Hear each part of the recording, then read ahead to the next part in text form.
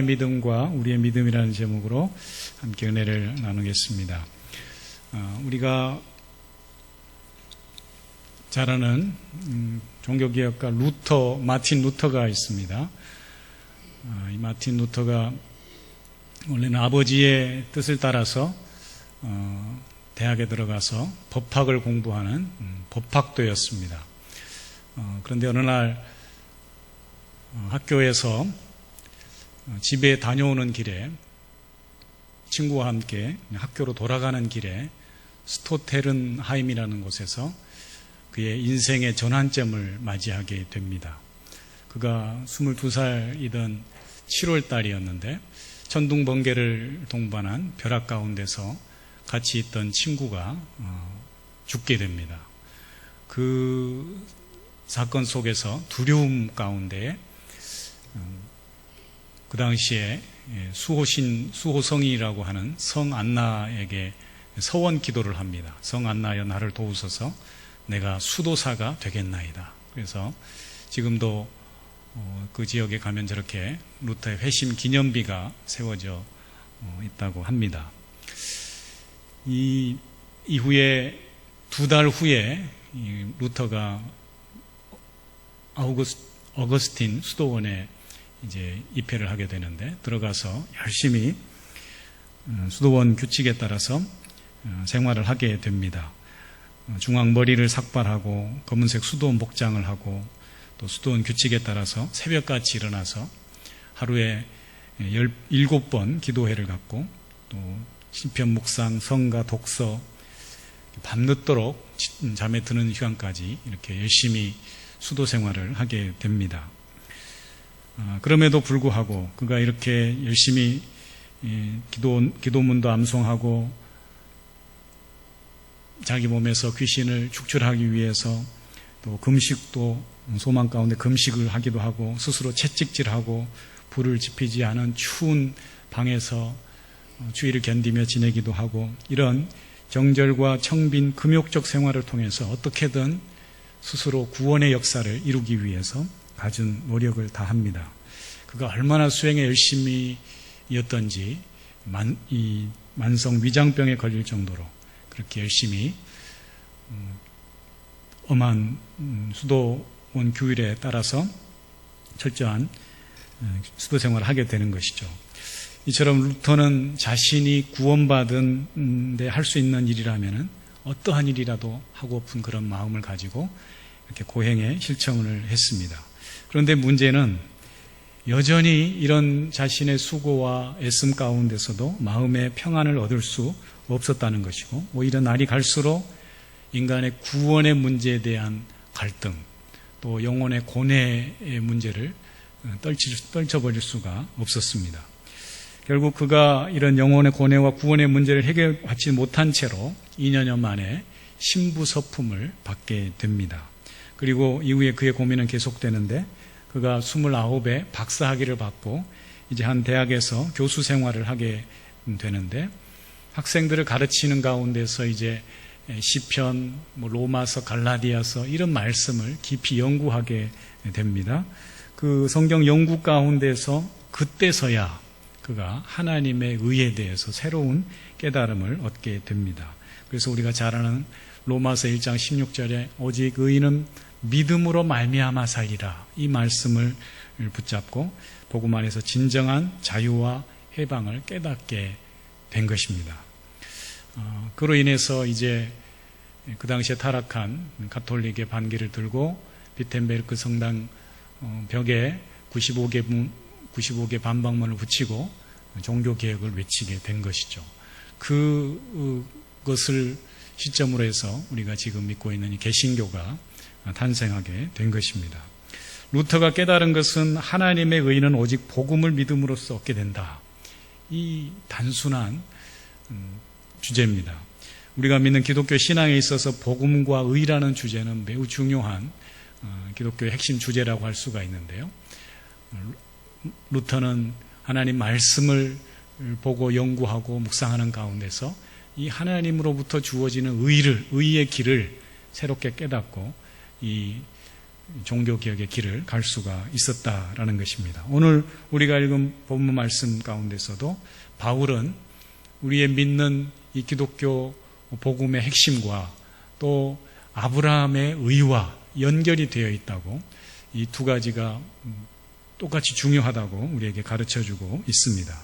그래서 우리가 믿는 이 믿음의 의라는 것, 복음을 통해서 의로운 하나님의 자녀가 된다는 것이 무엇인가를 우리에게 설명해 주고 있습니다.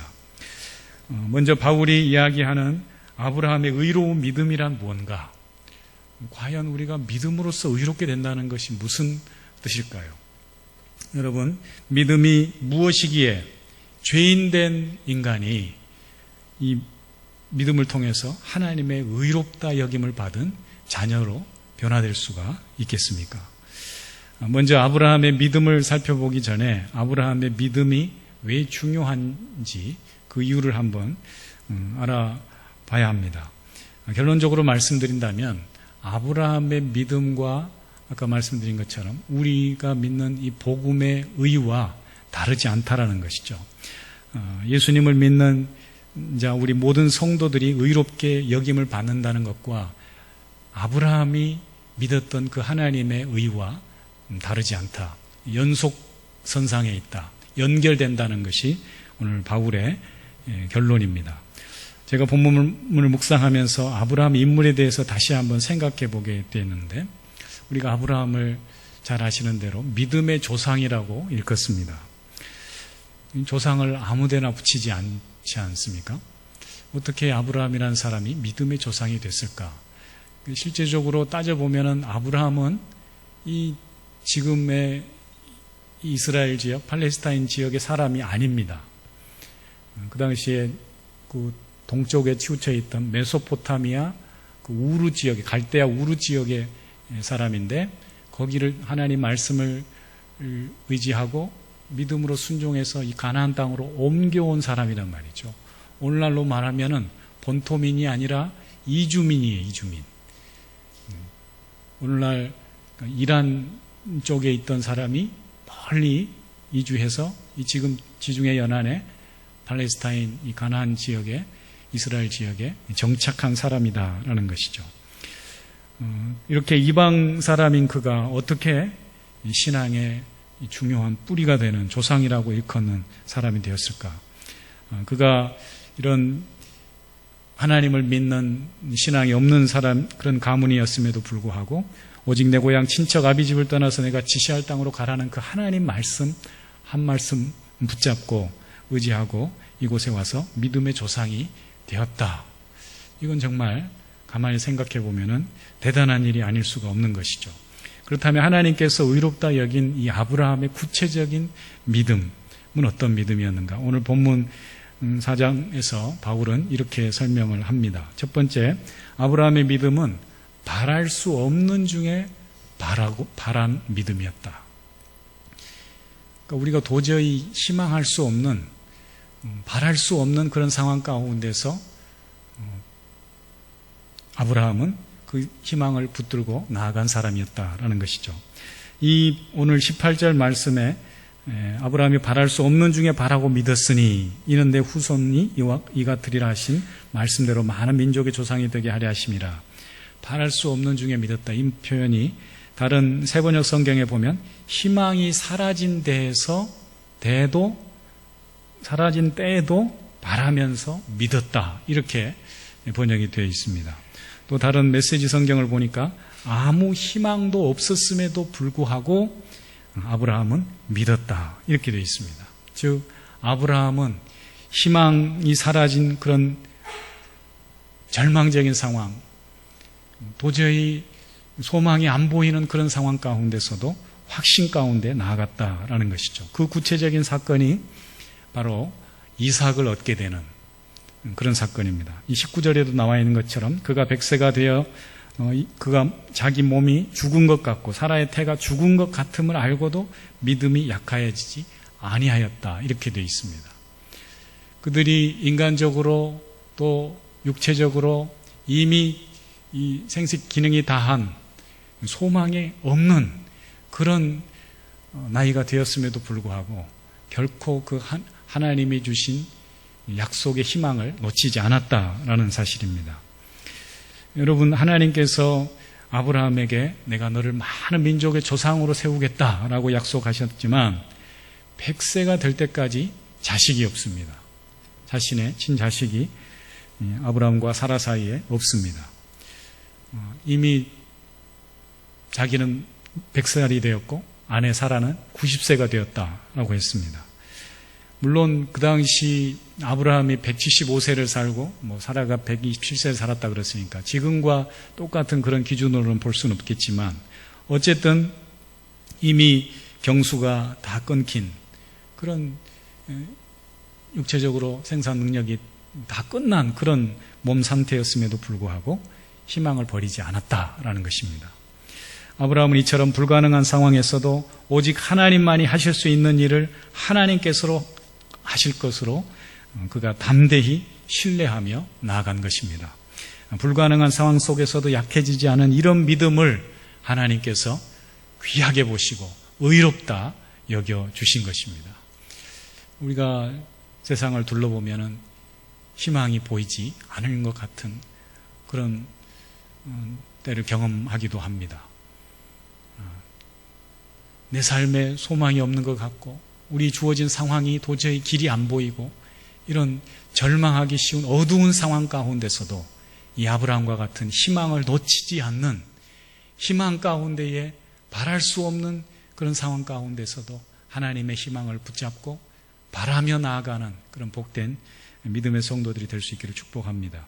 두 번째로 아브라함의 믿음은 하나님의 약속을 의심치 않고 오히려 견고해진 믿음이라고 20절에서 말씀하고 있습니다. 믿음이 없어 하나님의 약속을 의심하지 않고 믿음으로 견고하여져서 하나님께 영광을 돌렸다. 이렇게 되어 있습니다. 아브라함이 하나님의 약속을 받았습니다. 내가 너를 축복하여서 내 자손이 하늘의 별과 같이 저 바다의 모래와 같이 많게 할 것이다. 너를 열국의 아비로 모든 이 열방 나라의 아비로 삼겠다. 이렇게 말씀하셨을 때 아브라함이 어떤 생각이었을까요? 할렐루야, 아멘 이렇게 받았지 않겠습니까? 그러나 점점 시간이 지나서 10년이 지나고 20년이 지나고 그런 상황이 왔을 때 그가 어떤 생각이 들었을까요? 나이는 점점 먹어서 오히려 손주 볼 나이도 지났지만 아이가 없다. 그의 가정에 아무런 소식이 없다. 그가 과연 어떤 생각이 들었을까요? 믿음이 아무리 좋은 사람이라도 이런 응답 없는 세월 앞에서 흔들리지 않을 그런 용사가 장사가 있을까요? 하지만 아브라함은 어떻게 했습니까? 오늘 말씀처럼 하나님의 약속을 의심치 않고 하나님의 약속을 의심치 않았다고 했습니다. 오히려 더 견고해진 믿음, 확고한 신앙을 가지고 나아갔습니다. 사랑하는 성도님들, 저와 여러분의 믿음이 이런 믿음이 아브라함과 같은 견고한 믿음이 될 수 있기를 축복합니다. 한 번쯤 뜨거워지는 믿음, 한 번쯤 열정적으로 주를 섬겨보는 믿음, 그런 믿음이 아니라 끝까지 흔들리지 않는 견고한 믿음으로 우리 주님 오시는 그날까지 흔들리지 않는 그 믿음으로 영광 돌릴 수 있기를 축복합니다. 여기 의심하다라는 단어가 나오는데요. 이 의심하다라는 단어가 디아크리오노라는 단어인데 이 원뜻이 뭐냐면 두 갈래로 마음이 나뉘어지다, 그런 뜻이에요. 그러니까 아브라함이 의심치 않았다라는 것은 이 불가능한 상황 속에서 희망이 보이지 않는 그런 상황 가운데서 마음이 나뉘지 않았다라는 거예요. 하나님의 약속을 확고히 붙들고 다른 생각, 다른 마음을 품지 않았다는 것이죠. 그 믿음으로 하나님께 영광을 돌린 것입니다. 세 번째로 아브라함의 믿음은 약속하신 그것을 능히 이루실 줄 믿는, 확신하는 믿음이었습니다. 21절 말씀 보니까 약속하신 그것을 또한 능히 이루실 줄을 확신하였으니 이렇게 되어 있습니다.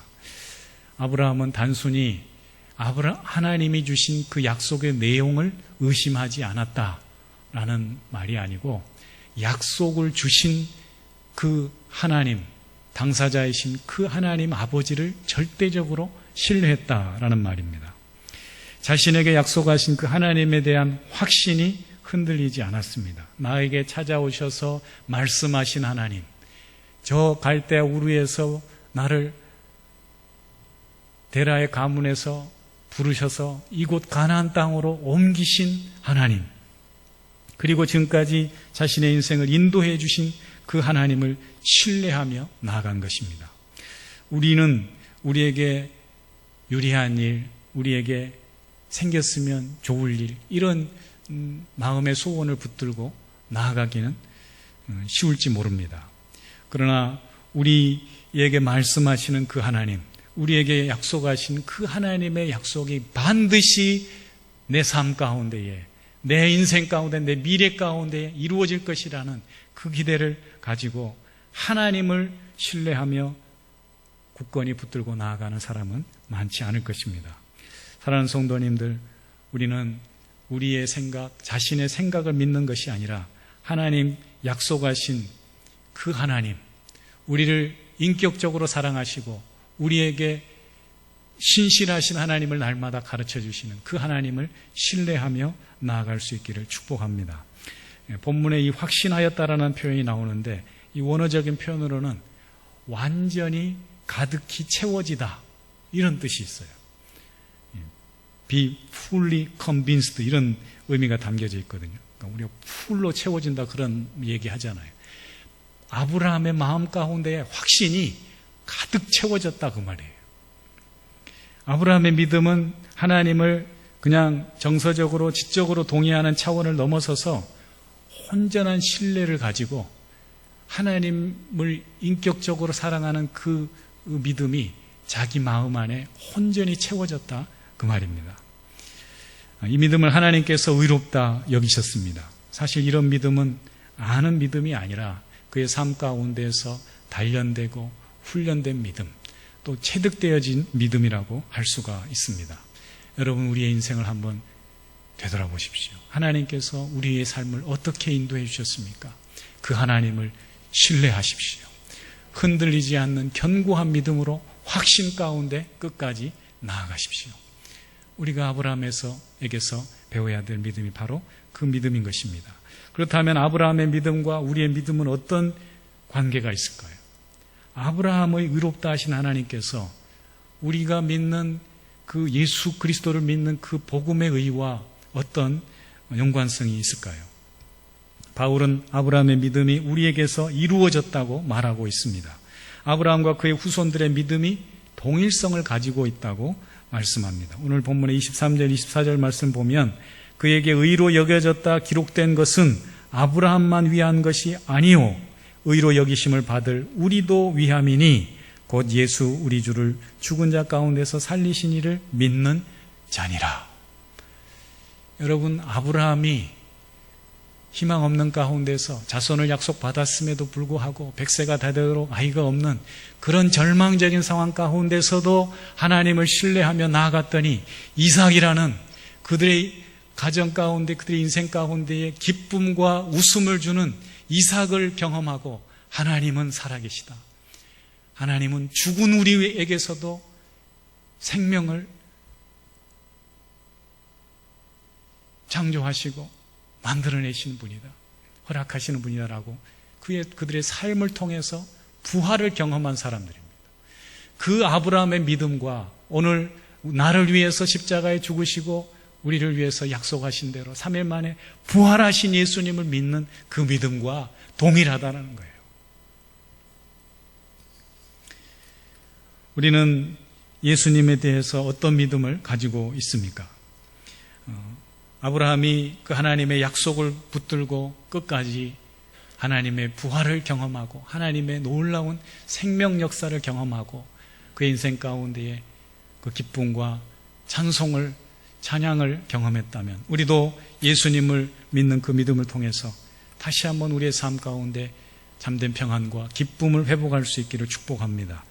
우리의 믿음은 한마디로, 예수님을 믿는 믿음은 복음의 핵심이 뭡니까? 예수님이 우리를 위해서 십자가에 못 박혀 돌아가셨다. 그분이 3일 만에 우리를 의롭게 하시기 위해서 다시금 부활하셨다. 이것이 복음의 핵심이지 않겠습니까? 이 예수님의 십자가 죽으심과 부활을 믿는 사람은 하나님께서 아브라함의 그 믿음을 의롭다 하셨듯이 우리에게도 의로운 믿음으로 인쳐주시는 줄 믿습니다. 여러분, 어떻게 한 사람의 죽음이 모든 죄인들을 위한 죽음이 될 수 있겠습니까? 어떻게 십자가 형틀에 못 박히고 옆구리에 창을 맞아서 완전히 죽은 사람이 다시금 살아날 3일 만에, 무덤에 장사된 지 3일 만에 살아날 수가 있겠습니까? 사실 우리가 예수님의 죽으심과 부활을 믿는 것은 대단한 일입니다. 아무나 할 수 있는 일이 아닙니다. 그래서 믿음은 하나님의 선물인 줄 믿습니다. 하나님이 주시는 거예요.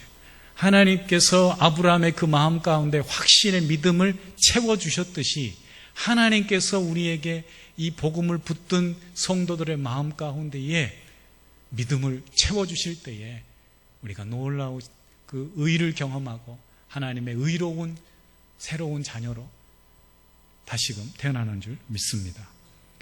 우리 이성적인 생각으로는 도저히 이해가 되지 않고 믿을 수 없는 일이지만 그분이 우리 죄를 위해 죽으셨고 말씀대로 3일 만에 다시 부활하셔서 지금도 하나님 우편에 앉아 계심을 믿습니다.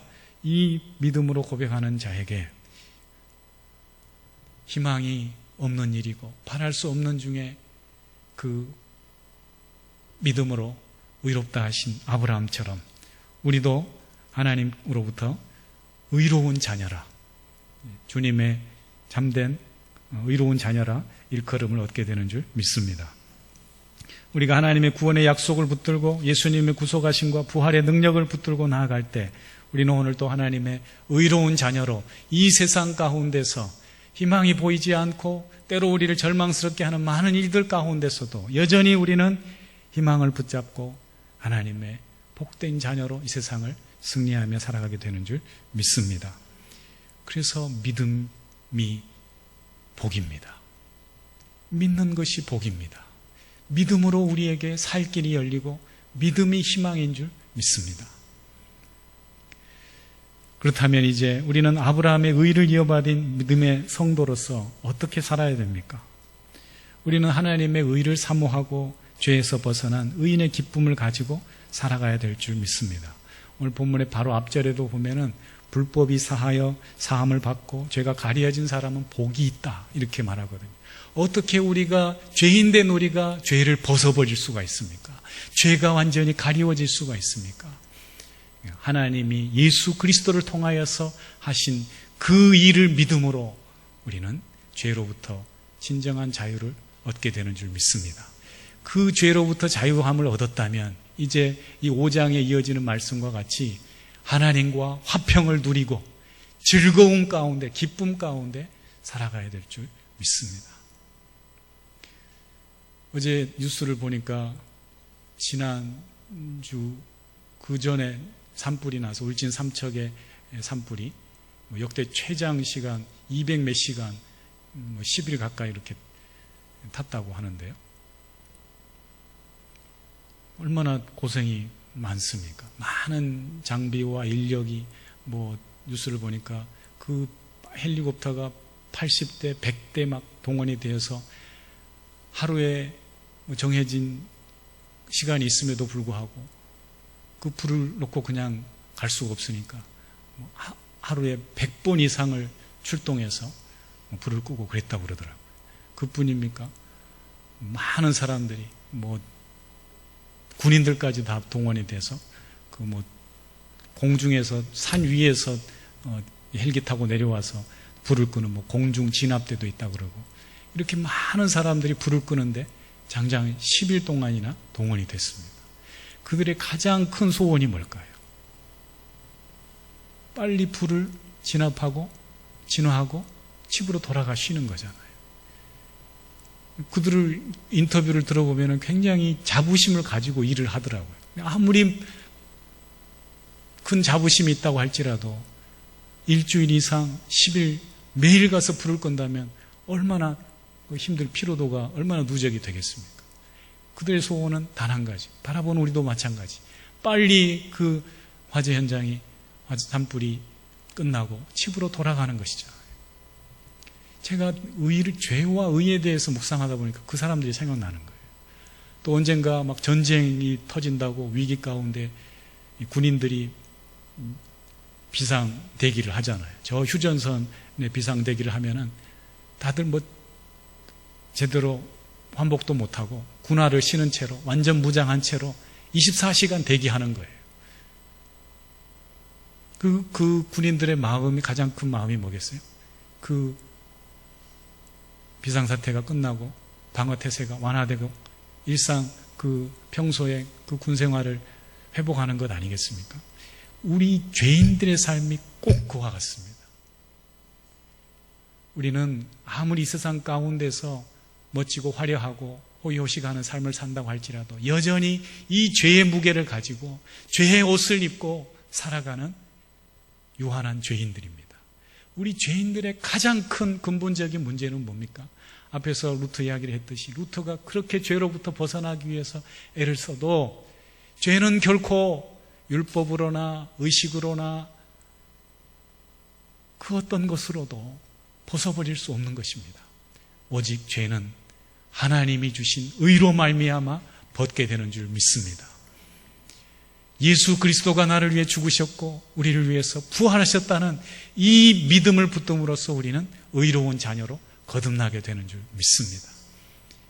우리에게 가장 큰 복은 믿음을 가지고 이 죄의 옷을 벗어버리고 하나님 앞에 의로운 자녀로 당당하게 사는 것입니다. 그리고 어떻게 살아야 됩니까? 우리 삶 가운데에 하나님이 주신 가장 큰 이 믿음의 복을 가지고 이 의의 기쁨의 옷을 입고 주님과 함께 이 험한 이 어려운 세상 가운데서도 이 코로나가 창궐한 세상 가운데서도 희망을 잃지 않고 나아갈 수 있기를 축복합니다. 오늘 아침에 제가 우연히 분당 우리 교회 이찬수 목사님 설교를 들었는데 이런 말씀을 하시더라고요.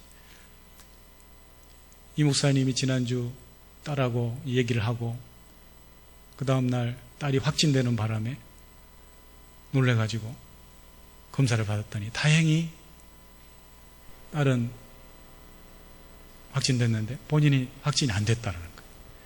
그래도 격리해서 또 조심하느라고 목사님이 일주일 동안 따로 혼자서 이렇게 지냈다고 합니다. 그래서 집에서 그 도시락을 챙겨주면 문에다 걸어놓으면 문고리에 걸어놓으면 그걸 챙겨다가 혼자서 먹고 그랬는데 환경적으로는 아이고 뭐 이게 힘든 그런 상황이잖아요. 그죠? 그럼에도 불구하고 환경은 행복으로부터 오지 않는다고 얘기하더라고요. 본인이 그렇게 가족이 코로나가 걸려서 격리가 돼서 혼자 불편하게 그 야쿠르트 아줌마가